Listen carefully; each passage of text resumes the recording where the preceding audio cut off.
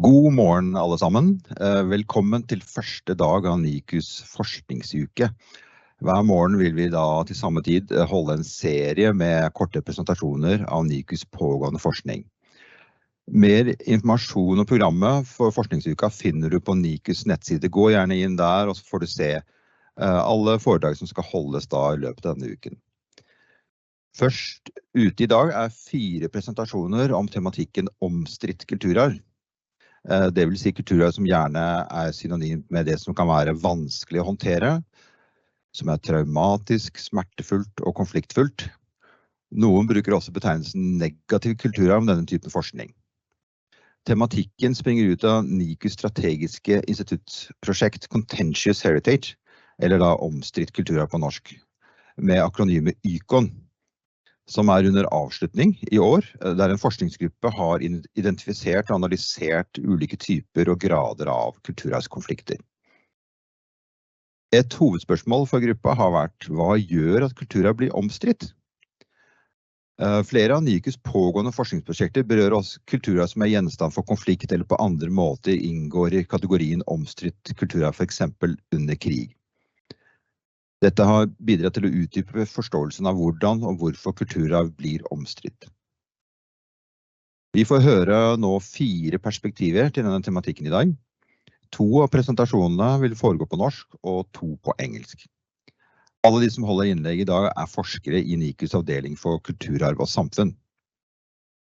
Vi får servert 4 sammenhengende presentasjoner, etterfulgt av en diskusjon med alle innleggene. Husk at dere kan skrive spørsmål eller gi kommentarer i chatten, som da vil ta fram under diskusjonsrunden etter alle innleggene.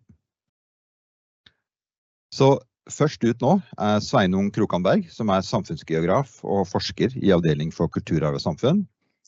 Bergs forskning knyttet til hvordan kulturarv verdsettes som samfunnsgode og vurderes i et samfunnsnytteperspektiv med fokus på urban kulturarv. Sveinung har ledet NIKUs strategiske instituttprosjekt Contentious Heritage, som jeg nevnte nettopp. Sammen med en forskningsgruppe har han identifisert og analysert ulike typer og grader av konflikt, samt hvordan konflikt oppstår. Titelen på Sveinungs foredrag Omstridt kulturarv, symbolverdi, demokrati og styringsmakt. Vær så god, Sveinung.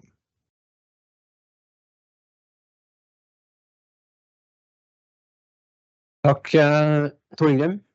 Ut fra erkjennelsen av at kulturarv gjerne blir gjenstand for debatt og brukes aktivt som argument for egne ståsteder, har vi da, som Torgrim nevnte, de siste 3 årene hatt et forskningsprosjekt gående med fokus på omstridt kulturarv og hvorfor kulturarv noen ganger ender opp med å bli konfliktfylt og omstridt. Jeg skal i dag si noe om 3 aspekter ved dette, som en form for forskningsresultat og funn i dette arbeidet, som handler om symbolverdi, demokrati og styringsmakt. Contentious omsatte Torgrim til omstridt, det en oversettelse.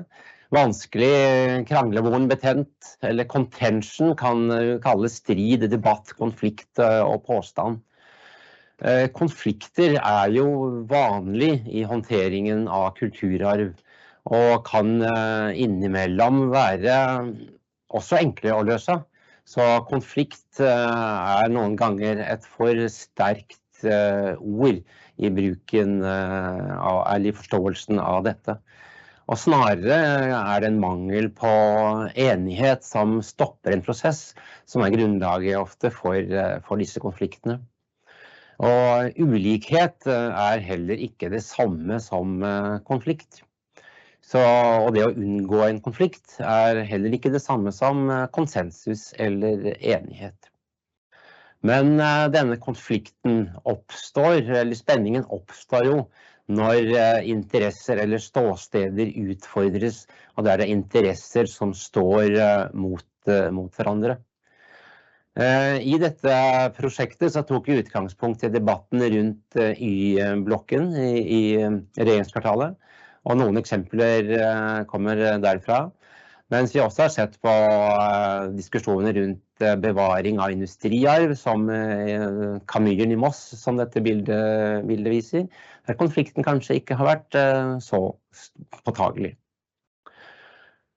Gjennom en rekke case-studier så identifiserte Getty-instituttet for noen år tilbake 3 hovedkategorier eller temaer som typisk leder til kulturarvskonflikter. Og det har de da kategorisert som kulturarv og identitet, forvaltningspraksis og kulturarvspolitikk. Dette også noen av de temaene vi har erfart og oppdaget underveis. Det jeg sier i dag baserer seg, eller kan også leses etter hvert, i en artikkel som jeg har skrevet sammen med en kollega, Edvin Schmidt, og som nå til review i Heritage and Society, der vi stilte følgende spørsmål: What kinds of contention can develop over heritage? How does that contention change over time? Og how is contention understood by different actors?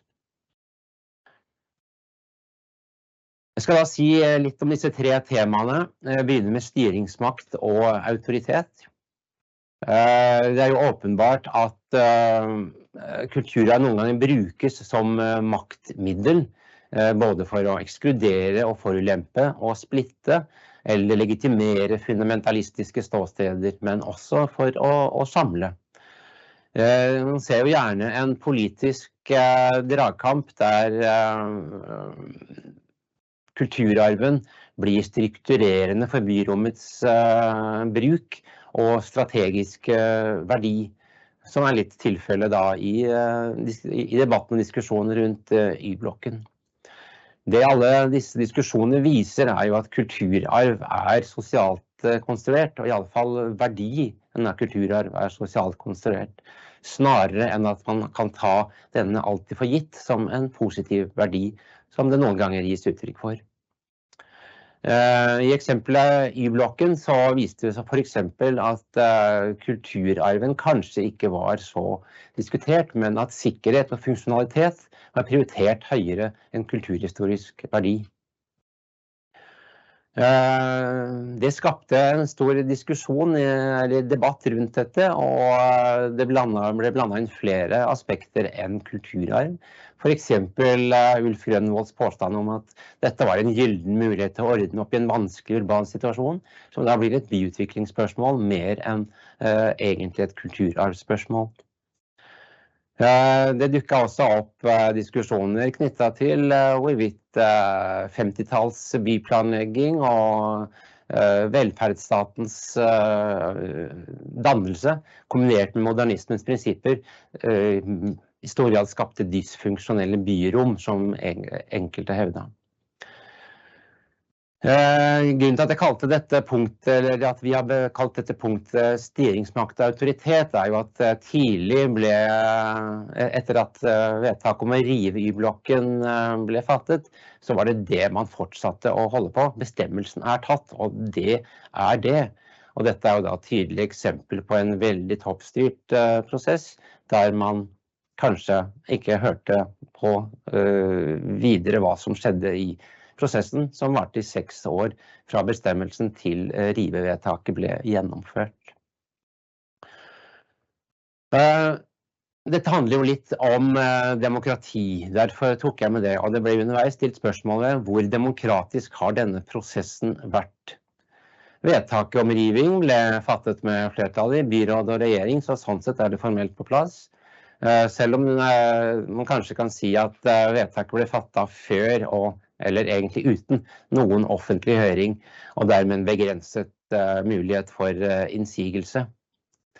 Men som demokratiprinsipp så skal jo folkets preferanser gjerne høres, samtidig som ulike krav fremmet av folket skal reflekteres i vedtak som fattes.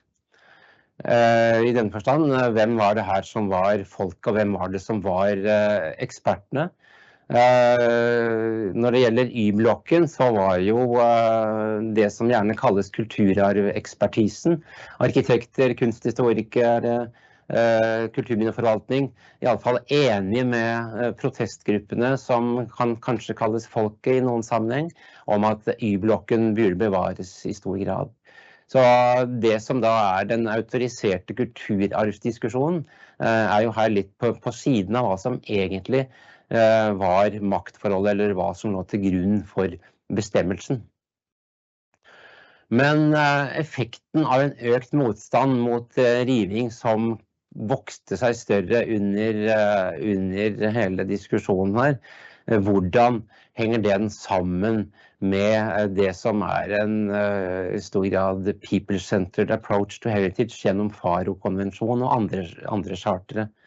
Fra denne bestemmelsen tatt holdningen, så var det null bevegelse I vedtaket, og man kan si, hvordan har man reagert på motstand som kom fram under prosessen. Man kan også stille spørsmål ved motstanden og protest mot hva. Var det egentlig riving av Y-blokken? Var det riving generelt, eller var det frykt for hva som kommer? Eller ble det etter hvert også en protest mot autoritetene og den toppstyrte prosessen, som I stor grad et tilfelle her da. Det forskning viser når det gjelder forholdet mellom bygningsarv og beslutning, både I forhold til symmetrien mellom disse, men hva Actor Network-teori viser, så vinner gjerne beslutningen hvis disse først oppe til diskusjon. Den kanskje mest interessante dreiningen rundt Y-blokken symbolverdien, og hvordan Y-blokken ble et symbol underveis I debatten. Y-blokken ble jo kalt representativ og arkitektonisk representativ som både eksempel på modernisme og betongarkitektur, men også kalt et ordinært kontorbygg fra 60-70-tallet. Y-blokken ble også et symbol på motstandsdyktigheten eller bestandigheten, motstanden, at den overlevde terrorangrepet.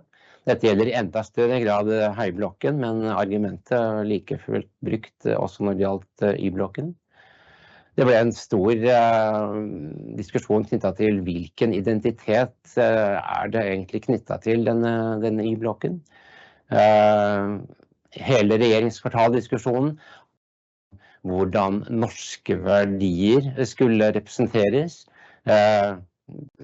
regjeringskvartal som skulle bygges på premisser om kvalitet, nøkternhet og varighet som går igjen I hele historien. Hvor Y-blokken I dette, og hvor hele diskusjonen om nytt regjeringskvartal? Skal man først kalle Y-blokken et demokratisymbol eller nasjonalsymbol, hvem det så dette gjelder for? Det en kulturelite? Det folket? Eller hvem det? Forut for fredningssakene I regjeringskvartalet, der både Y-blokken og høyblokken ble foreslått fredet, så var det jo liten diskusjon, så diskusjonen oppstår I veldig stor grad når rivevedtaket kommer. Dette da en forkjærlighet for Y-blokken, eller det også inne her en liten type nostalgi for en verden som forsvinner? Det et snev av topofilia eller topofobia som Joar kaller det, der en visuell nytelse og forkjærlighet for det kjente preger debatten? Eller det også et snev av at det kan være en vakker bygning, men en samlet opplevelse av uorden som gjør at dette oppleves uryddig og ublidt. Begge sider har blitt veldig tydelig I debatten rundt Y-blokken. Det som helt tydelig I det materialet vi har diskutert, og også veldig tydelig I media, var jo at symboleffekten av Y-blokken ble styrket etter 22. juli 2011. Der det mange eksempler på at en bygningsstatus jo ikke stabil etter at den har blitt angrepet, ødelagt, eller det har skjedd en type hendelse som dette. Og så også i tilfelle Y-blokken. Her oppstår det også i kjølvannet av 22. juli et minnerom som dreier fokusen fra bygning til hendelse, og dermed et minne som kanskje ikke nødvendigvis like lokaliserbart som Y-blokken eller regjeringskvartalet men at det handler om hvordan ivareta hendelsen og traumer og mer som oppstår i kjølvannet av det, som Laia skal si mer om også etterpå. Og i beslutningen som da ble tatt, så ble det jo en sterkere fokus på å skape et sikkert og funksjonelt regjeringskvartal, og samtidig et minnested som representerer et tap for det store fellesskapet. Og han opplevde der også en form for det Kenneth Foot kaller helliggjøring, eller et sted som trenger særskilt omsorg, en slags sanctification. Så hva så lærdommen vår av disse tingene vi har sett på? Jeg sier at, eller jeg påstår at Omstridt kulturarv sjelden faktisk handler om kulturarvsverdier. Det kanskje å ta litt sterkt i, men likevel det omstridte eller diskusjon oppstår i mye større grad som en prosess enn at det kulturarvsverdiene i seg selv som utfordret. Dette viser jo blant annet at verdier sosialt konstruert, og at det ulike verdier som står opp mot hverandre, ikke nødvendigvis verdien av kulturarven i seg selv, selv om dette selvfølgelig også tilfellet. Det som alltid viktig, og som går igjen, jo at muligheten for å bli hørt viktig i alle sånne prosesser.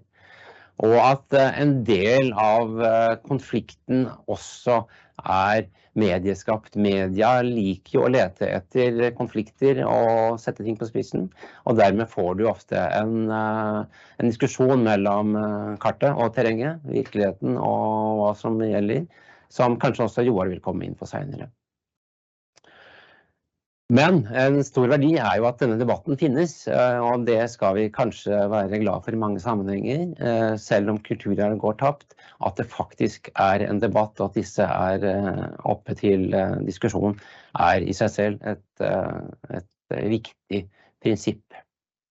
Så mer om dette kan dere lese i artikkel som forhåpentligvis kommer veldig snart, så med dette takker jeg.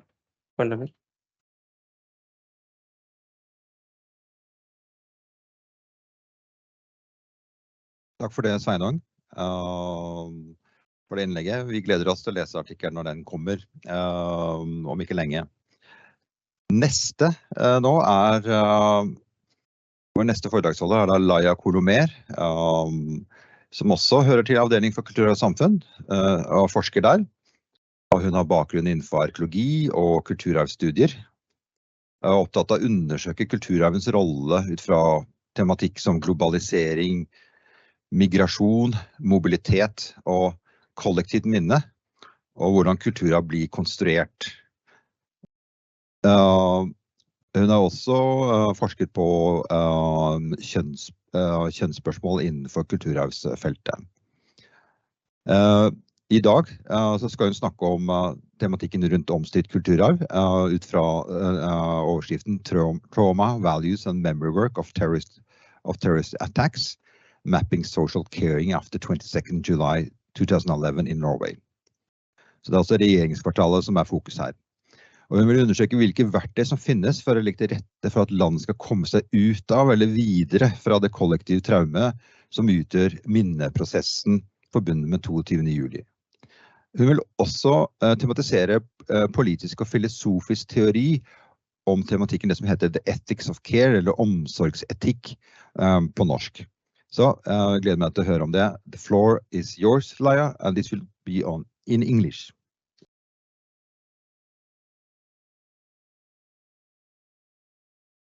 Thank you very much for your presentation, and thank you for all of us who are listening to, especially our colleagues in Scotland that I know that they get early to be here.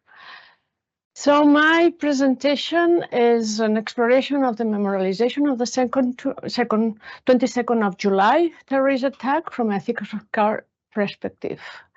It's a summary of a paper submitted last February and currently under peer reviewing as well. Creating terrorist attack memorials is a delicate process, one that combines in a single place or a monument several layers of significance, healing the wounds for those affected while creating a memory narrative of a traumatic event that society can engage with and to learn from. Memorials became mnemonic devices of collective memory, enabling societies to process grief and express resilience. Memorialization is not a monument, a self-standing device representing something. Memorialization is to view memorial creation as an integral part of the memorialization process. The creation of a memorial device asks the parties involved to reflect on the values of and reasons of memorialization, therefore allowing itself a full expression of debates, arguments, and tensions generated in the give and take among competing opinions. My analysis acknowledges this positionality of monuments as only the outcome of a process, but places this process as a part of a more extensive caring mechanism. Healing from a terrorist attack is a complex and lengthy process that requires alleviating the pain of those directly affected, as well as rehabilitating political trust and social bonds. Perpetrators use political arguments to justify the mass murder of civilians, which can lead to reduced confidence in government institutions, exacerbate tensions, and increase distrust among and between citizens. In this context, memorialization is more than an act of immortalizing an event for future generations. It is about restoring social bonds by acknowledging that the attack aimed to affect social pillars. In this context, I frame memorialization as a complex process of caring for those directly injured by the attack and for those targeted because of their way of thinking and performing cultural and social values. Understood as a caring well for the whole society, my research aims to expand the focus of memorialization from the monument's creation to the sum of actions aiming to cure injuries and to restore trust, and to enhance democratic values for the whole society. The theoretical background of my research is the ethics of care. I have mapped the memorialization of the 22nd July as a spectrum of actions for social caring. These actions are represented in a visual model, which aim is to view memorialization as a societal intervention and a professional guide practice for the caring of those affected by the trauma. When heritage and museums professionals respond to terror attack, they mostly focus on the material culture generated from ritual objects in spontaneous memorials to historically significant objects. These curatorial works follow strict professional museum ethics standards and norms aiming for the caring for collections. Often through heritage and museum professionals struggle to apply similar ethical parameters when questioned on donors' intentions in collecting trauma, like what are their aims in collecting and donating this material, or on the use of these collections, like what is the purpose and impact of exhibiting them.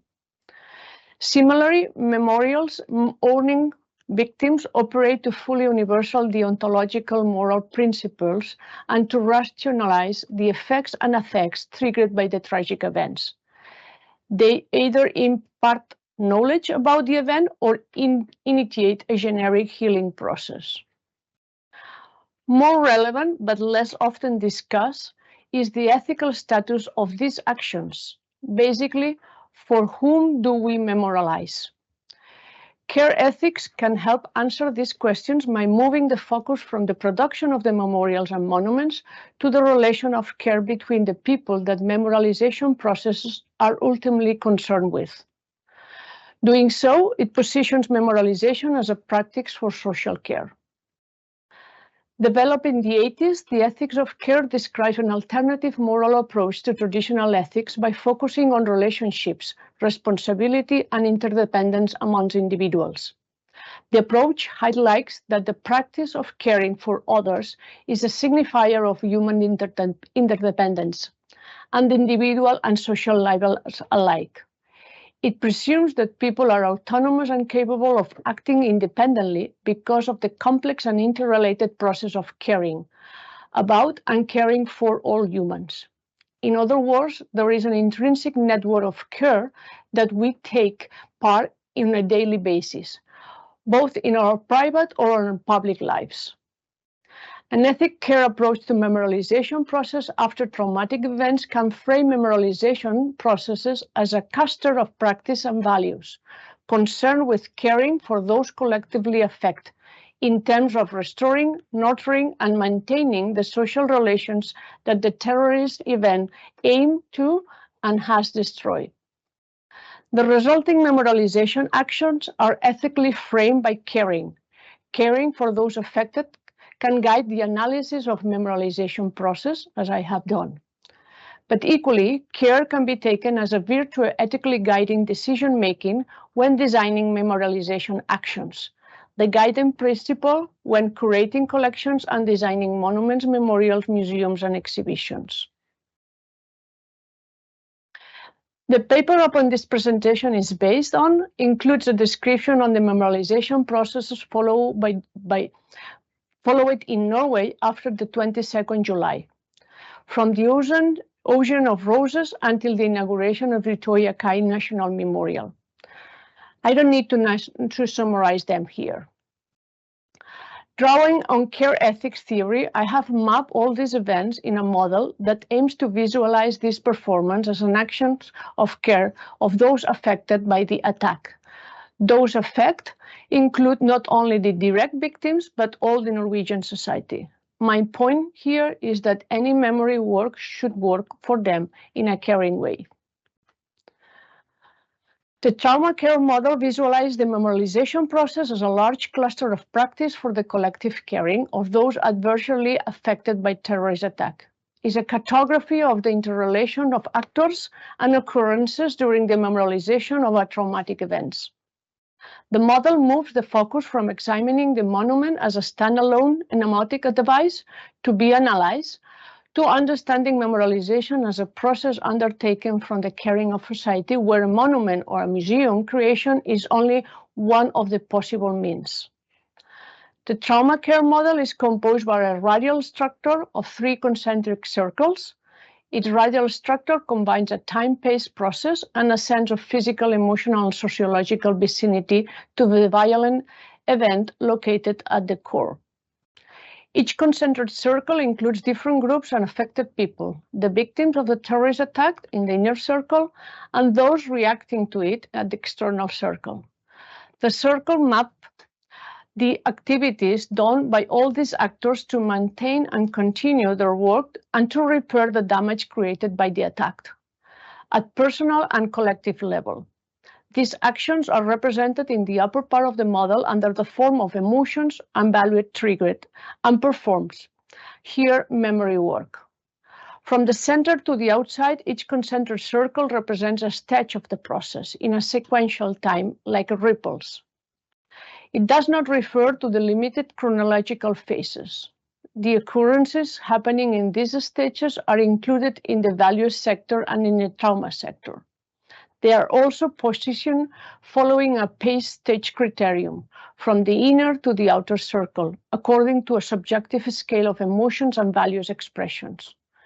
Similar positionality from the core to the external of the model applies to the memory work process, from spontaneous memorials to designed museums. The lower part of the model maps the different societal actors caring and being cared after and because of the terror events.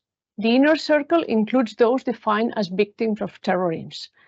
Next to them are family members and their social circle.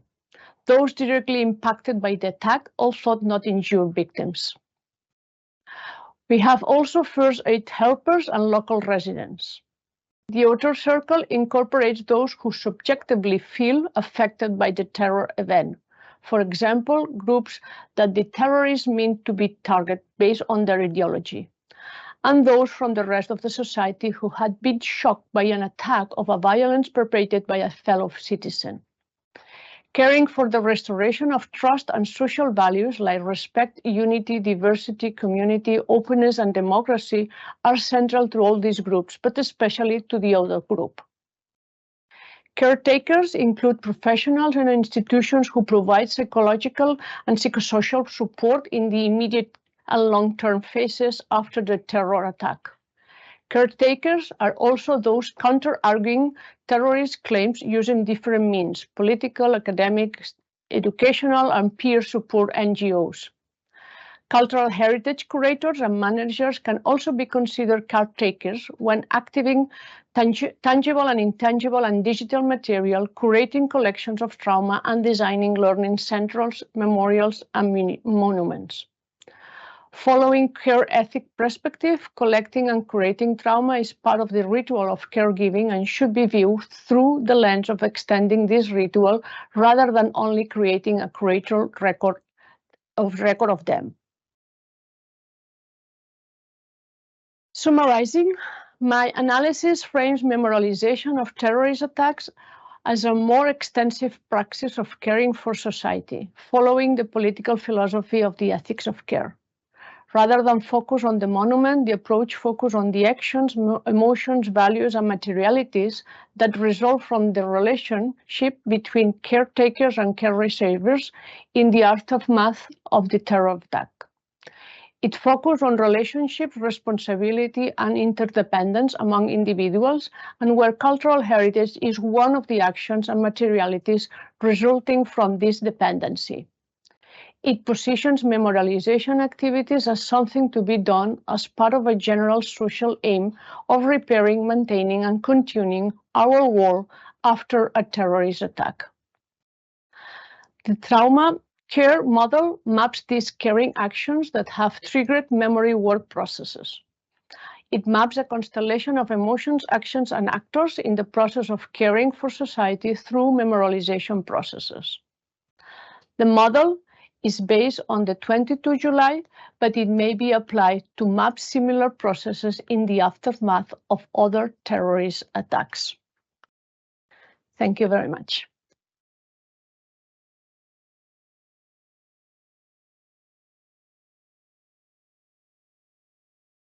Thank you very much, Laia, for that presentation. Da går vi over på norsk igjen.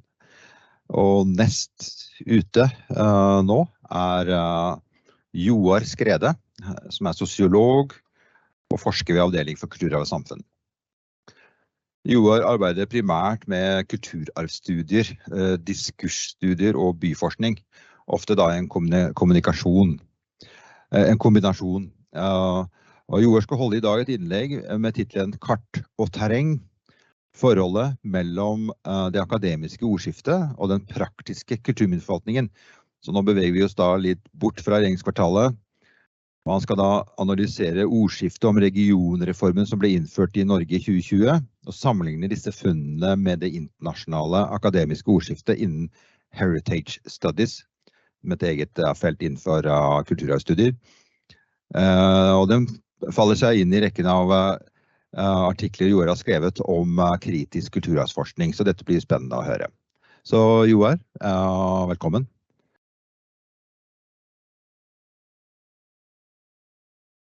Yes, nå da allerede, skal vi se om jeg klikker en til for å få min slide. Du nevnte da at min presentasjon heter Kart og terreng som overskrift, og den handler da om forholdet mellom det akademiske ordskiftet og den hverdagslige kulturminneforvaltningen. Men for at det skal gi noe mening, så må jeg gå litt tilbake i tid, ikke så veldig langt, men cirka 4 år. Og da var det meg og en tidligere kollega, som fant ut at vi ønsket å gå gjennom samtlige høringsuttalelser som kom inn fra kulturminneforvaltningen i forbindelse med regionreformen. Og det gjorde vi. Vi las vel en 70-80 stykk, tror jeg. Det er alle som hadde en interesse av kulturminneforvaltning. Og så prøvde vi å nøste det opp så godt som mulig. Og et hovedinntrykk på daværende tidspunkt, det var vel det at ja, la oss begynne med fylkeskommunene. De sa at dette her er de interessert i. De kan gjerne overta en del oppgaver fra Riksantikvaren. De var villige til det. Så fremt, sa de. Så lenge det fulgte penger med, altså midler til å ansette nye folk da, som eventuelt kunne overta oppgaver som Riksantikvaren tidligere hadde utført. Og så var det en del andre litt spesifikke interesser som kanskje var litt vanskelig å kategorisere, men alt i alt så det greit ut. Det var riktig nok en bekymring, kanskje spesielt fra universitetsmuseer, der de sa det at de potensielt kunne se for seg at eiendomsutviklere eller næringsinteresse kunne begynne å trumfe kulturminneinteresse lokalt da, og så videre. Så det var en del som skrev det i disse høringsuttalelsene. Men i alle fall så har vi skrevet en artikkel da i Heimen, så det heter et norsk tidsskrift som åpent tilgjengelig for alle, der vi liksom har rapportert ifra den studien der. Men så kom jo covid, og da, som dere vet, så gikk jo alt litt i stå. Men når den liksom slapp litt opp, så tenkte vi, ja vel, en ting er jo å analysere høringsuttalelsene, men en annen ting er å sjekke kulturminneforvaltningen etter regionreformen.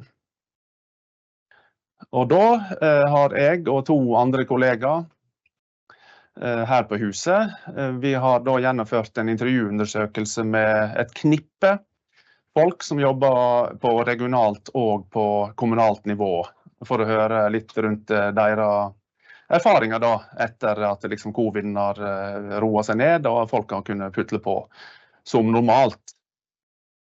Og da finner vi kanskje litt av det samme, at i hovedsak så går det greit. Terskelen for å ta kontakt med regionene eller en lokal bykommune blir sagt at den, for en del i hvert fall, har vært litt lavere enn terskelen for å ta kontakt med direktoratet, altså Riksantikvaren. Det er også en del som har sagt at Riksantikvaren har blitt mer på tilbydersiden faktisk. De antyder at det kan ha noe med en ny erfaring med Zoom og Teams å gjøre, men i hvert fall at de har mange kurs, om det så måtte være lin, oljemalingsblanding eller snikkeri, eller hva det måtte være, men de sier at Riksantikvaren er på tilbydersiden, det har de alltid vært, så i hovedsak så går det greit. Og så har vi også stilt et helt eksplisitt spørsmål til de vi har snakket med, fordi det kom fram i høringsrunder da.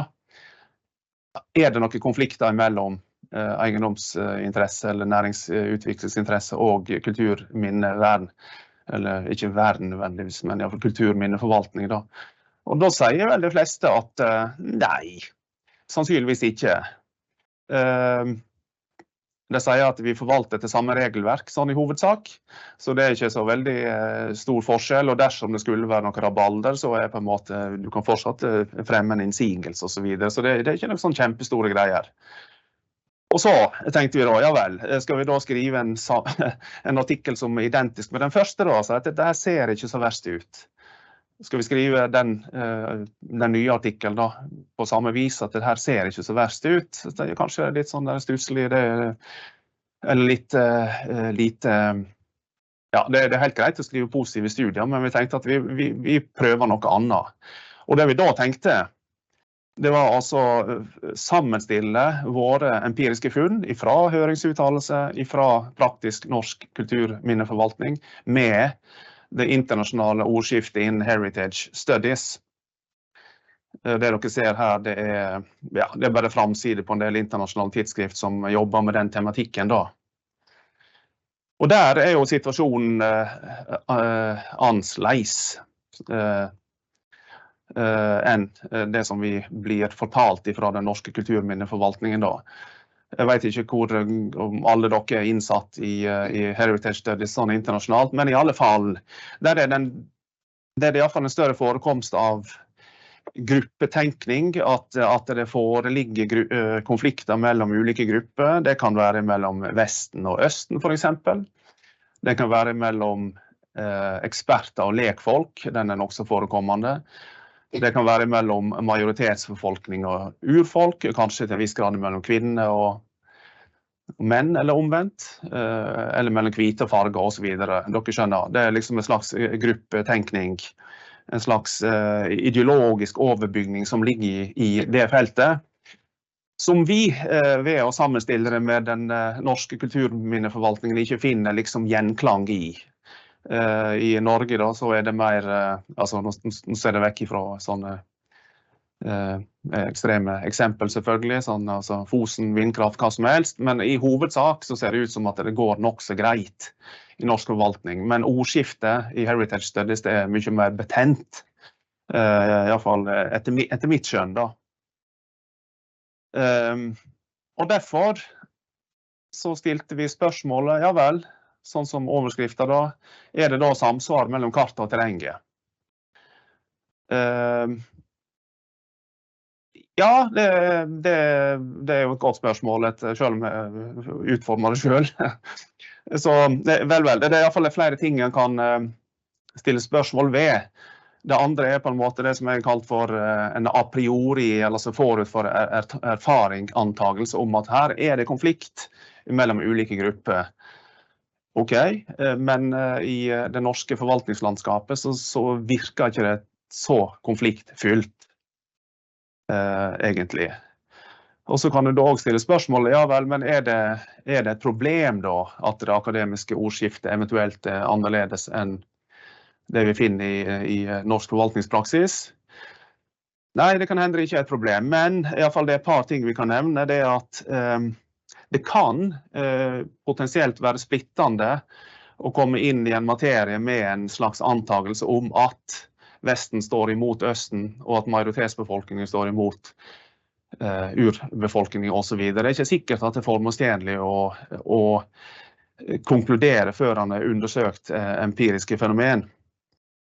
Og det ideologiske den ideologiske overbygningen i Heritage Studies, den kan også kanskje til en viss grad frata folk på en måte plikten til å undersøke empiriske fenomen, i alle fall i en viss dybde da.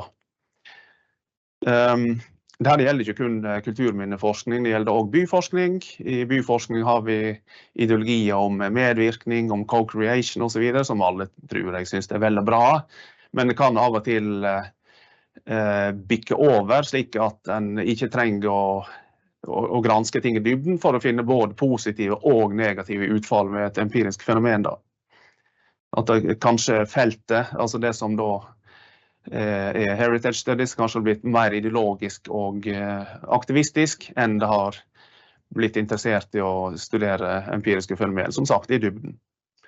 Derfor så har jeg tenkt at det ikke bare kan eller bør, men jeg tror faktisk at vi må undersøke forholdet mellom kart og terreng grundigere enn det vi har gjort så langt.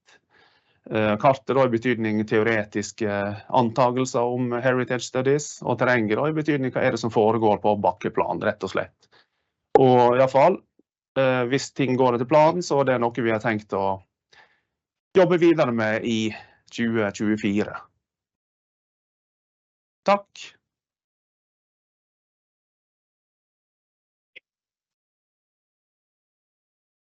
Takk for det, Joar. Da det da vår det siste skuddet på stammen i vår avdeling Kultur og samfunn, og siste foredragsholder her Sam Hardy. Sam har bakgrunn for arkeologi, kulturarvsforskning, rettssosiologi og open source forskning. Han har forsket og publisert på tema knyttet til kulturarv i konflikt, krig og kriser, slik som målrettet ødeleggelse og propaganda. Han har også forsket på nettbasert og organisert kriminalitet.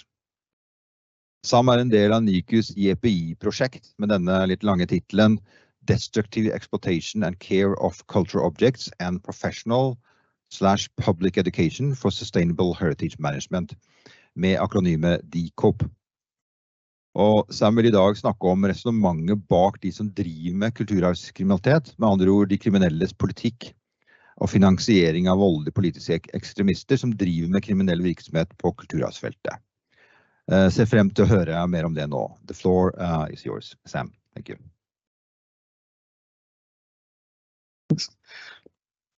I spend a lot of time talking about the conduct of cultural property crime itself.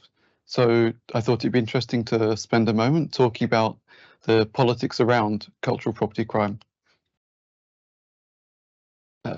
Some of these aspects are more immediately obviously significant in relation to cultural heritage and crime and politics. Some of them are just particularly curious aspects, but for example, it's very clear in a lot of places that there are distinct trends in the politics of the criminals themselves.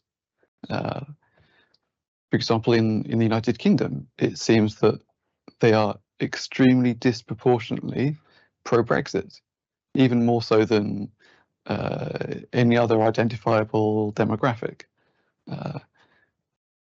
In other countries, we can see there's a very significant leaning towards extremism in terms of ethnic politics or religious politics. Like in Turkey, very many of them, not just at an individual level, but in terms of the community level, the way they organize themselves online as communities, there are leanings towards Turkish nationalism and Islamism among looters and traffickers. And they make this very clear themselves, not just through the identities that they express individually, but also the profiles of the communities, the kind of material they share. Some of them will post extremely racist material, some of them will post explicitly jihadist material, including stuff that talks about different ways of engaging in jihad beyond violence and beyond propaganda, but also in terms of financing. And that kind of financing, beyond organized financing that the international community has been so concerned about in relation to the Islamic State and Al-Qaeda and other groups, that self-financing of criminals to engage in extremist activity is something that is obviously of increasing concern as we see looting and trafficking ever more clearly as an integral part of conflict economies. One of the problems that we face is that there is a significant problem with the rule of law in a lot of these vulnerable countries where looting and trafficking is a significant problem. Again, like in Turkey, like in Ukraine, like in Russia, like in Syria. And that also extends to the fact that politically exposed persons are involved, either as looters themselves, or as traffickers, or as collectors. And then it is unsurprising, obviously, that policing is difficult if looters and traffickers know that they're collectors of politicians or judges or others who will protect them. And it's also difficult when the police officers themselves know that the collectors who are being supplied by looters and traffickers are their bosses or people in high office.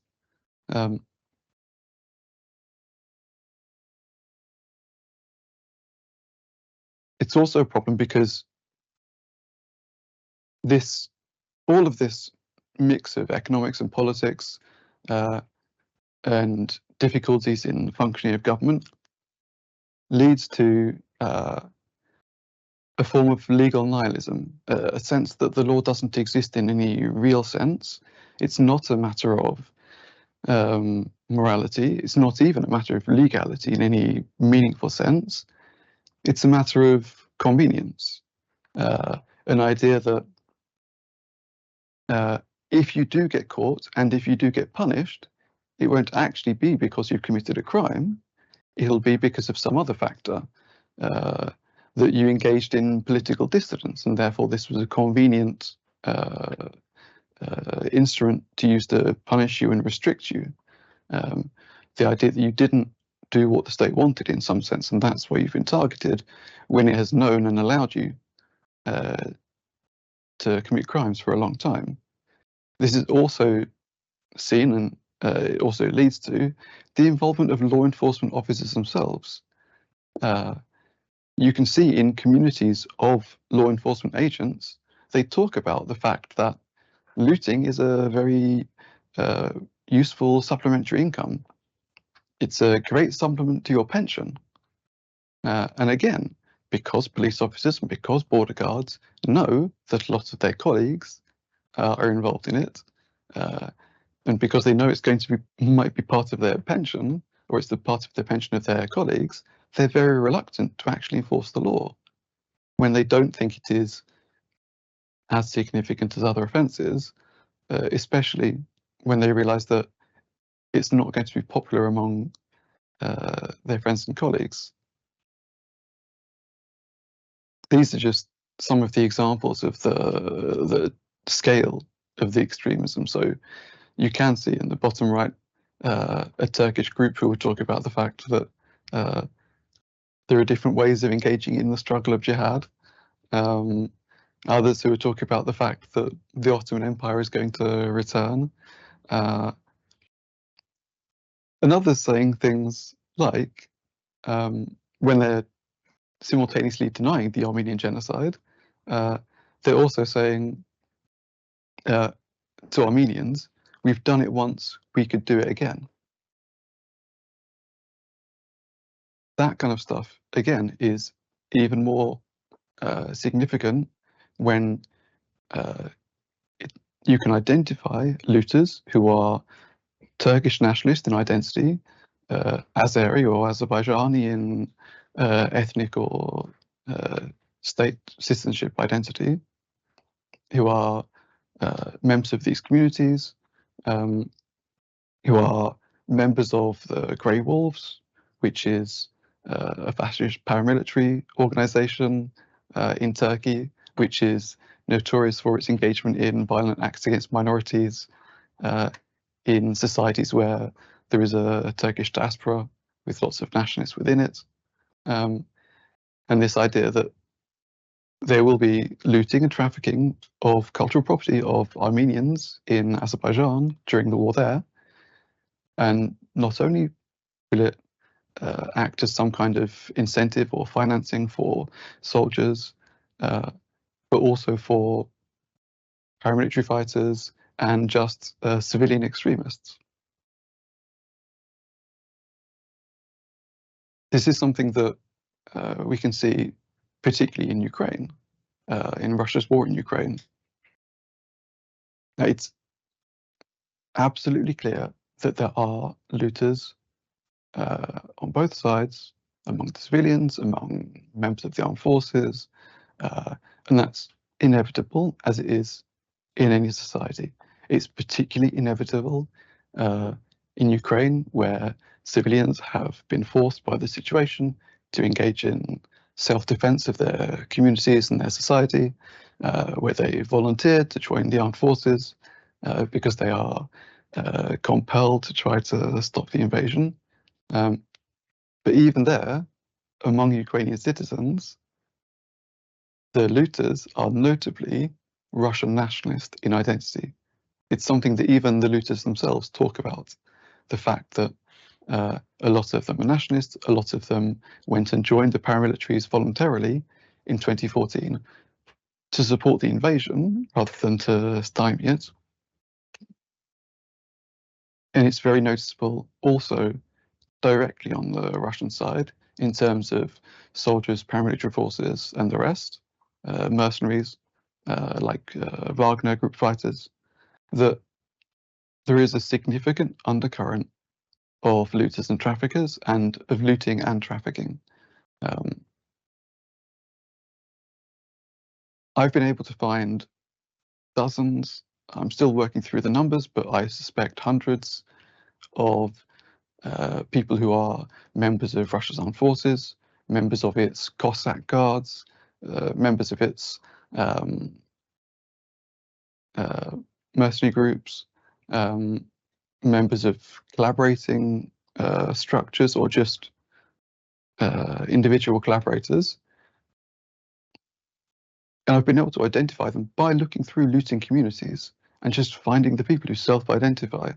And these include people who have acted as counter-revolutionaries in Ukraine's Revolution of Dignity in 2014, people who've joined paramilitary groups to support the occupation of Crimea, who've then ended up as members of special forces for Russia, or propagandists who've supported the intensification of the invasion since 2022. And again, this is this private profit from state crime, which may not find any paper trail, but it's clear from the fact that it's permitted and encouraged and supported that this is a kind of activity that will be contributing to people's participation in the war and to the harms of the war. And just to close, I think it's important to recognize that this material, the stuff that's been looted from Turkey, from Ukraine now, is reaching Western markets. So the money from our markets is reaching these conflict zones and these extremists. It's very clear that it's reaching Western markets because ethical collectors have been checking the sources of material that's arriving and being advertised, and they've been able to identify the looters and the time that these things have come out. So we know that the dates are wrong in terms of the claimed paperwork that supposes this is legal.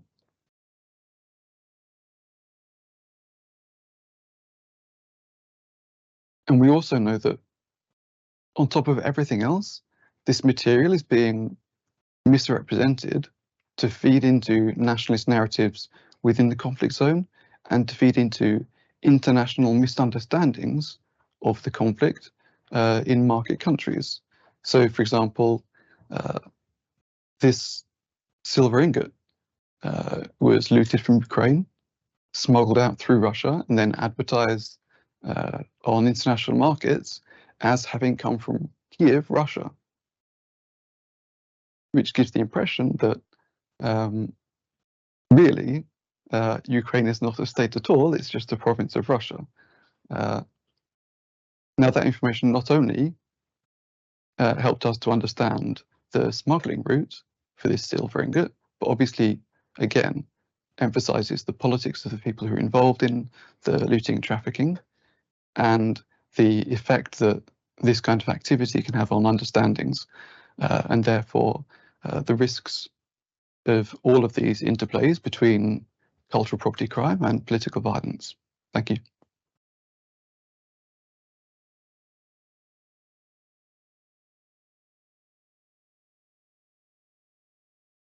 Thank you very much, Sam. All right, we have a question in the chat from Professor Sean Jones, and it goes to Laia. She says, thank you for a really interesting paper. I like the idea of the trauma care model you have developed and agree that it's important to place memorialization in a wider framework of practices of care for all affected by traumatic events.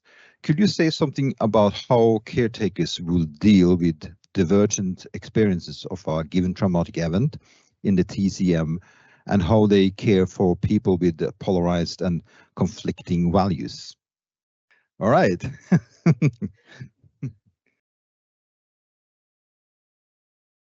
Yeah, thank you for the question. Well, this is the golden question, I think. I don't have a straight answer for that. I think if we aim as a heritage managers or expertise trying to solve these issues with heritage, I think we need to go a little bit further from our profession and include other social workers and mediators in helping us to do that. I don't think that we have the tools for doing this kind of exercise, but it will be good to open it, this debates and how to deal with opposite opinions and how to deal with conflict opinions and how this actually works socially and how we can solve this with dialogue. But then we need to include other professionals for that. Heritage managers don't have the tools. At least I don't think that we are have been taught at universities to do this kind of work. So I open the field on that to invite other actors in social mediations for that. Thank you for that. May I just have a following up? And also this is a question for everybody actually. What kind of type of experts are needed within this field of management? Do we need another type of heritage experts dealing with this, like educationally, and you know, coming from exploring the field of heritage studies in another way? Do you have any comments on that? We can start maybe with Joar. Yes, I'm not sure if we need another kind of experts, but I think we need to acknowledge that experts are here to stay in a way, because we have developed modern societies, European at least, or pretty much every society in this way, by a division of labor. So we cannot get rid of the experts. So we rather should to learn how to interact with the experts in the best way, laypersons and experts, not just say that the one is bad and the other one are good, as I briefly entered into in my short presentation, because in mainstream heritage studies literature, experts often, not always, but well, I can modelize that, but they are sometimes described as top-down, you know, and laypersons are well, they are silenced by the experts, and I think that we are mostly we are laypersons in everyday life. I'm a layperson in most professions, so I think we should need to interact in a kind of a better fashion than what's apparent in the heritage studies literature. Somehow, I guess we have to accept experts, yes, and we also have to accept that the debate in itself is valuable. And as I mentioned in my presentation, sometimes what makes conflict in our topics is not heritage, or it's not a heritage question at all. So we have to accept that there are other expertise that are just as valid as ours, and the challenge is to actually pinpoint this and how to merge different kinds of expertise, and sometimes accept to where other people choose to understand what are their focus and what are their entry into the types of conflict. That is valid both for what Laia said, I guess, and the debate I focused on.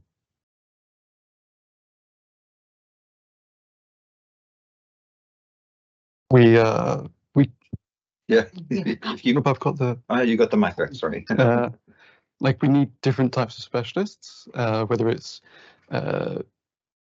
cultural or economic or political or educational, but also community experts, people who know how to make a difference and to get engagement and changes in action within communities, and to help us to reach out to them and to make use of the things that we can do but can't do without their cooperation. Yeah, I agree about the expertise position in this conflict heritage, but I think especially in issues about trauma, we need to listen really to people and to understand what they want to do, why we are doing that heritage, because it's about them and for them to come over the situation. So we expertise in this situation is not to say, but it's also to accompany and to be with them in the process of healing with heritage. So that should be our position as expertise, but also to listen into the communities and to the people to understand what they need and what they want to. Very good. Thank you. I have another question for all of you. And that is more, is conflicts related to heritage discourses or use of heritage necessarily something that is negative? Conflict, is it negative? How would you say that contentious in that sense could contribute with? So I leave it as an open question, so you can start maybe, Sam. Yeah. I don't think it's necessarily negative. I mean, obviously there are very clear situations in which it is inevitably and seriously negative, but I think it can be something around which people can come together and come to understand themselves through their differences, and possibly can help to reconcile themselves and to find some kind of balance between the differences. You know, it's very clear when you see conflicts in the peacetime before conflicts, communities used to share each other's festivities or all of these other aspects of their lives, and then they got pulled apart and they were forced or felt the need to withdraw within their own communities.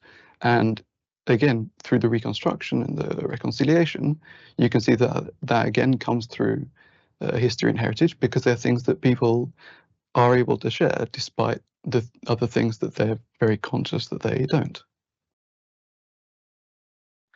Yeah, I agree with Sam's views. Also thinking that conflict is conflict. I think this is conflicting the conflict. So it will be understood as conflict as part of life, and this is part of our process of trying to also understand each other's voices rather than hitting each other's voices. You might turn it the other way around and not saying that conflict is inevitable or important, but if there were no debate or no conflict, that would probably be a problem or a risk. I read a study about how to memorize or how to reuse Tempelhof Airport in Berlin, where there was actually no discussion, but they invited for workshops, actions, and started a process about how to reuse the Tempelhof, and then the conflict or the debate actually started, and it was a very fruitful debate how to actually use it, and types of conflict came to the scene that were never thought of in advance. So that's a kind of the positive effect of the debate and the conflict.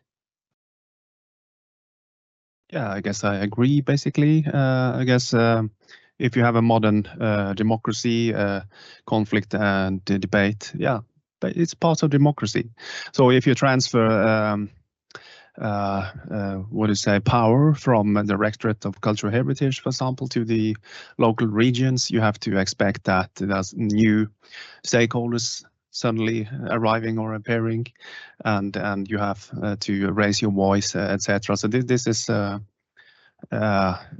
inherent part of modern democracies. whether you like it or not. Thank you. I also have a question since Laia got one question for her, I will have one question to each one of you too. And I can start with Sveinung. When it comes to Y-blokka, what kind of function does heritage activism have? What do you, kulturarvsaktivisme, does it have a value, or how do you, can you reflect a little bit about heritage activism as a field of exploration for both research and for society? Activism is a result of positive engagement to start there, and of course it has some meaning. Although I mentioned in my presentation that it never had any effect on the decision made.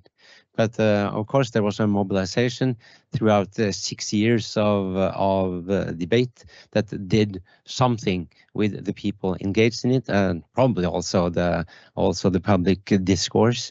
And it has a kind of a value in itself that this is going on.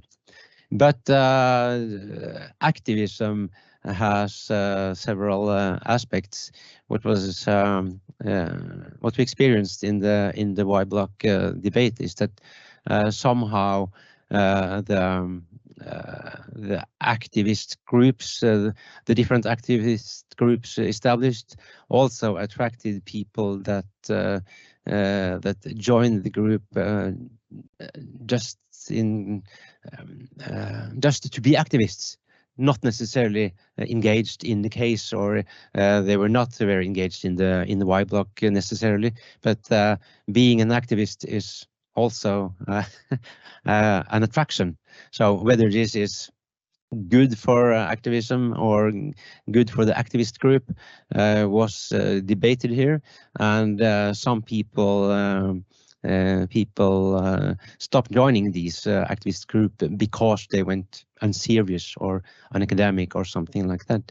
So yeah, there are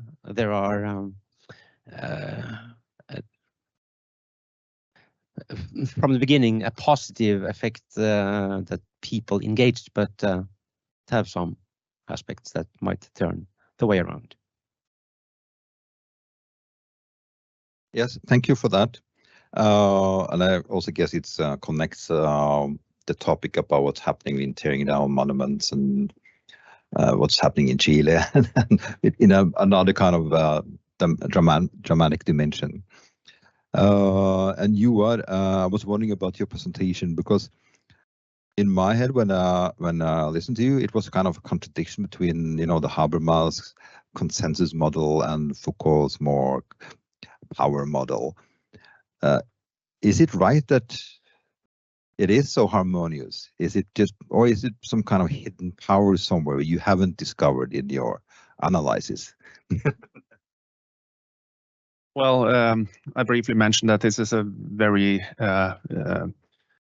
not a big empirical corpus we have analyzed, so definitely there will be more tension around the areas. For example, well, I do not have to, well, you can just read the hearings, and there are a lot of people feeling anger and frustration, etc. But the basic impression is that this is not as bad as it sounds in the heritage studies literature.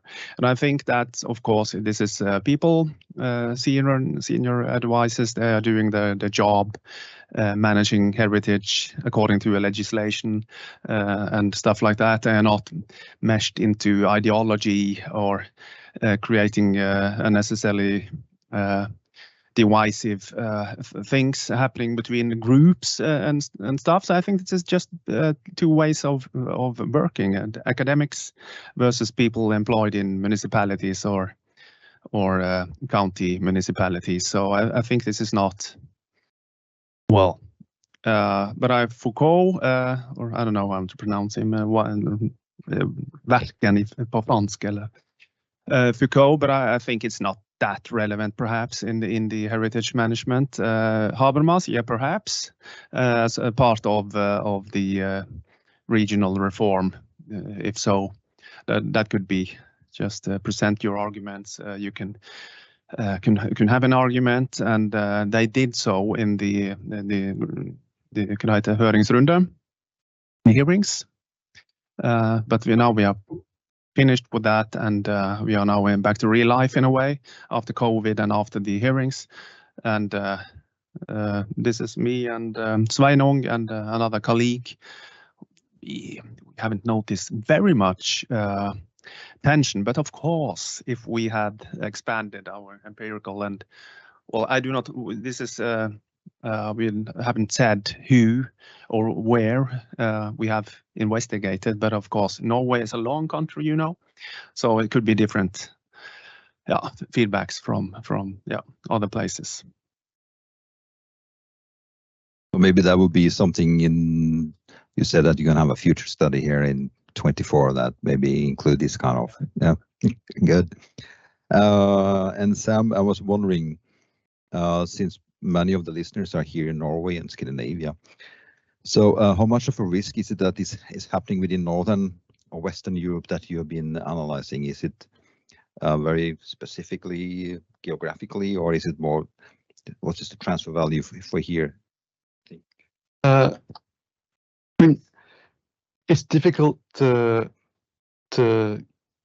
guess without the opportunity to investigate exactly what's happening in the north, but particularly when you can see similar imbalances in the politics in the UK and other places in Western Europe, it seems likely that they are here as well.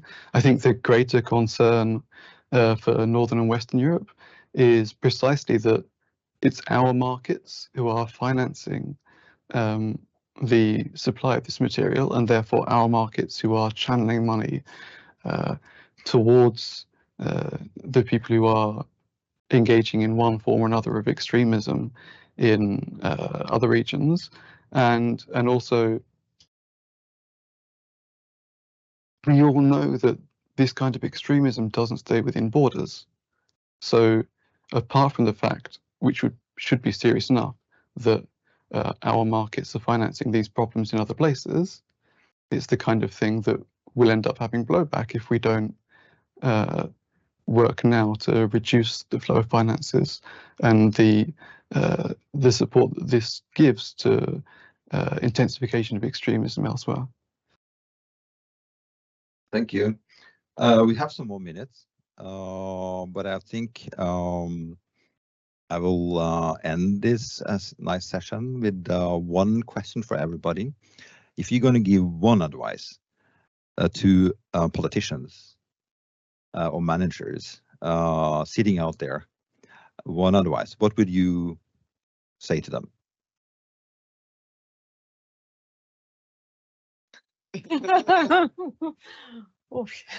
Anyone who wants to start?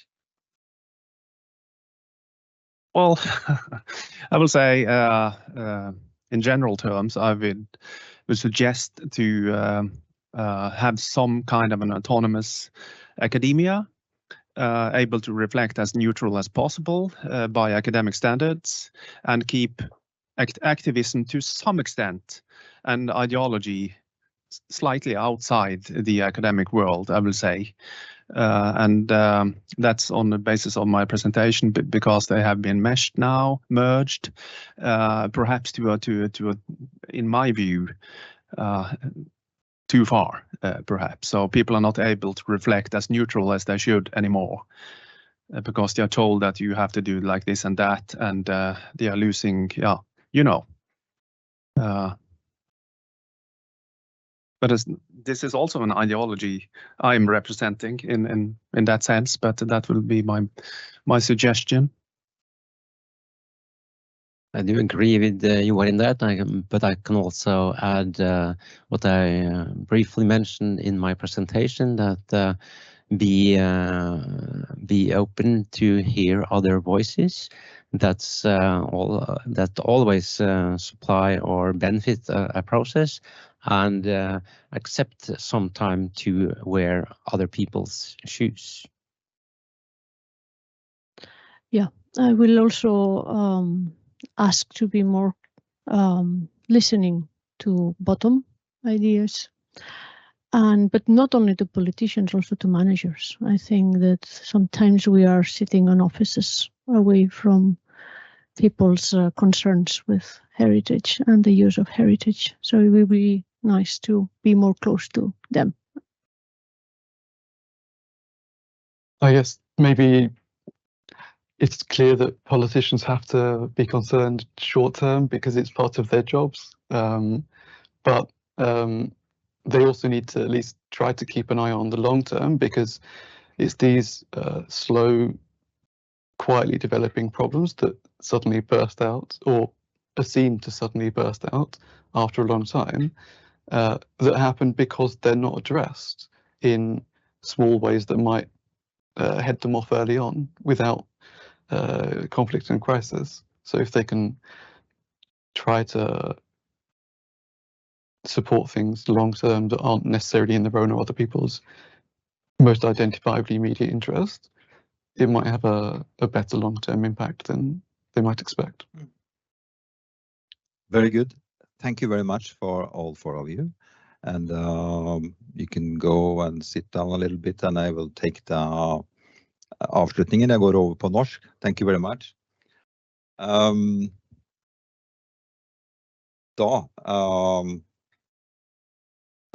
Ser jeg at det ikke flere spørsmål i chatten, så da avslutter vi her. Det jo på tide å avslutte denne mandagsmorgen av NIKUs forskningsuke.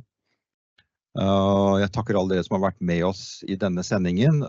Og så må dere ikke glemme da at det finnes 4 morgen til med forskningsformidling fra NIKU utover uka, og håper dere har anledning til å følge oss.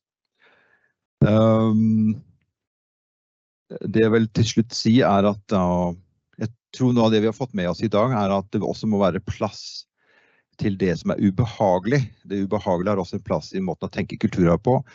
Ikke bare det vakre eller storslåtte eller det man er stolt av. Og at det har en funksjon, ikke bare som verdi, men som ble nevnt der, prosessen som involvert når det omstridt, viktig i forhold til å oppnå noe bedre fremover.